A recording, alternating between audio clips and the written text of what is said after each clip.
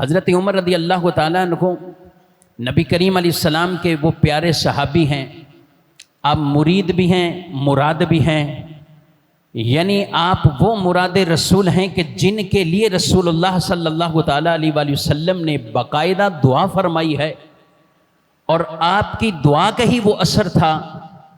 ابھی 39 مسلمان ہوئے ہیں، مسلمانوں کی تعداد کچھ زیادہ نہیں ہے، ہیں 39۔ 6 سال اعلان نبوت کو گزر گئے ہیں۔ میرے بھائیوں ذرا غور کیجئے گا، بعض اوقات ہم بھی کسی مشن یا کسی کام کے لیے بڑی جلدی پریشانی میں آ جاتے ہیں، اور ہم نے تو کوئی ایسے مشن بظاہر دنیاوی پریشانیاں ہوتی ہیں تو ہم بڑے پریشان ہوتے ہیں۔ ہم نماز پڑھتے ہیں پھر بھی پریشانیاں آ رہی ہیں، یار میں تو درود پڑھنے والا ہوں پھر بھی پریشانیاں آ جاتی ہیں، میں حج عمرے کرنے والا ہوں پھر بھی پریشانی آ جاتی ہے، میں تو فلاں نیکی کرنے والا ہوں پھر بھی پریشانی آ جاتی ہے۔ میں کہتا ہوں آپ سیرت رسول عربی صلی اللہ علیہ وآلہ وسلم یہ پڑھ کر آپ دیکھیے، اٹھا کر دیکھیے، زندگی کے کتنے سال ایسے آپ نے گزارے ہیں جن میں آپ اور آپ کے اصحاب بڑی آزمائشوں میں تھے۔ 6 سال اعلان نبوت کو ہو چکے ہوں، اور 6 سال کے اندر مسلسل دعوت اور تبلیغ کا سلسلہ جاری ہو، اس کے باوجود 39 مسلمان ہیں، اور وہ بھی اتنی پریشانیوں میں کہ ان کو ظلم کیا جا رہا ہے، مارا جا رہا ہے، اور اب پلاننگ ہو رہی ہے کہ معاذ اللہ رسول اللہ صلی اللہ علیہ وسلم کو شہید کر دیا جائے، یا انہیں قید کر دیا جائے، یا مکے سے نکال دیا جائے۔ یہ 3 باتوں پر کفار کی آپس میں میٹنگ ہوتی ہے کہ یا مکے سے نکال دیں، یا قید کر دیں، یا شہید کر دیں۔ ان کفار میں سے کچھ نے کہا کہ مکے سے نکالنے کا بھی فائدہ نہیں ہوگا، وہ باہر جا کر مشن جاری کر لیں گے، قید کرنے کا بھی فائدہ نہیں ہوگا، معاملہ تو یہی ہے کہ سلسلہ ہی ختم کر دیا جائے، اور معاذ اللہ یہ پلاننگ بنی کہ رسول اللہ صلی اللہ علیہ وسلم کو شہید کر دیا جائے۔ لیکن تھا کہ آگے کون بڑھے گا، کرے گا کون؟ یہ کام تو اتنا آسان نہیں، کرے گا کون؟ کون یہ ہمت پکڑے گا؟ ان کے تو صحابہ ایسے جان نثار صحابہ ہیں، بھلے تعداد کم ہیں مگر وہ ان پر جان اپنی نچھاور کرتے ہیں۔ تو اس وقت یہی حضرت عمر ابھی اسلام میں چونکہ داخل نہیں ہوئے تھے، پہلوان پہلے سے مشہور تھے، طاقت، روب، دبدبا سب تھا۔ آپ نے کہہ دیا کہ میں کروں گا یہ کام، اور المختصر شہید کرنے، قتل کرنے کے ارادے سے گھر سے یہ نکلنے ہوئے۔ لیکن جب راستے میں ہی پتہ چلا کہ ذرا اپنے گھر کی خبر لیں، آپ کی تو بہن خود کلمہ پڑھ چکی ہے، قرآن پڑھنے والی ہو چکی ہے، بہنوئی کلمہ پڑھ چکا ہے، تو وہیں سے آگ بگولا ہوئے واپسی آئے، اور اپنی بہن فاطمہ، آپ کی بہن کا نام بھی فاطمہ تھا، تو ان کو دیکھا تو قرآن پڑھ رہی، تشدد کرنا شروع کیا، مارا، زخمی کر دیا، خون بہنے لگ جاتا ہے، لیکن بہن کی زبان سے قرآن اور اللہ کا نام، پیارے نبی علیہ السلام کا نام نہیں جاتا۔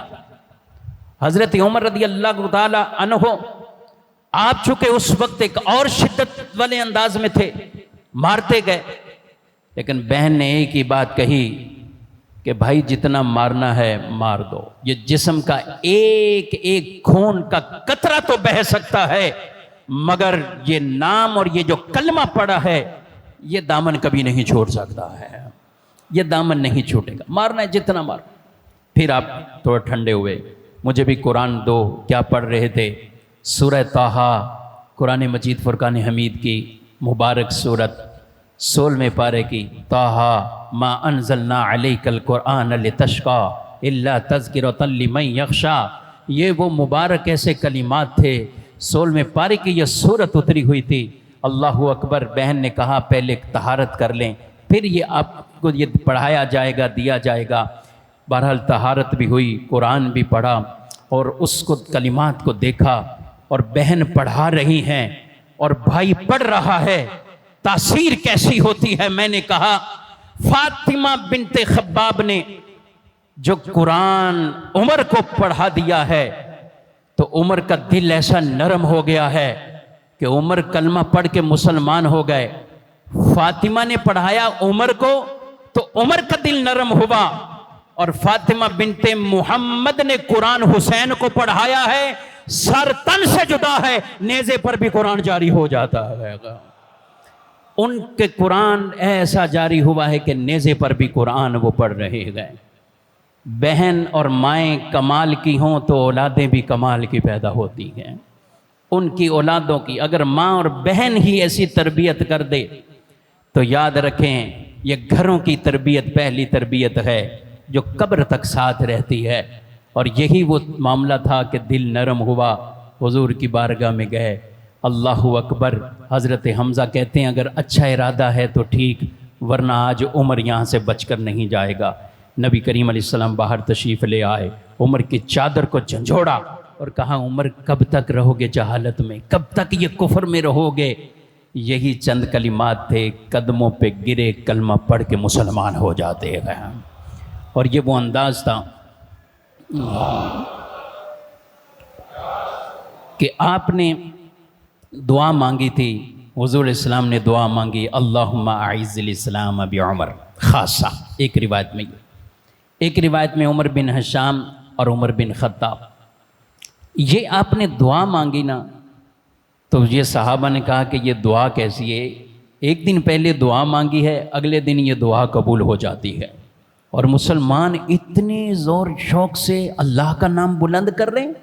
میرے امام لکھتے ہیں اجابت کا صحرا عنایت کا جوڑا، دلہن بن کے نکلی دعائے محمد، اجابت نے جھک کر گلے سے لگایا بڑی ناز سے جب دعائے محمد صلی اللہ علیہ وسلم۔ حضور کی دعا ہو قبول نہ ہو، فرماتے ہیں کہ اجابت قبولیت وہ خود دلہن بن جاتی ہے۔ مصطفیٰ کریم کے مبارک لبوں سے جو دعا نکلتی ہے، اللہ اکبر۔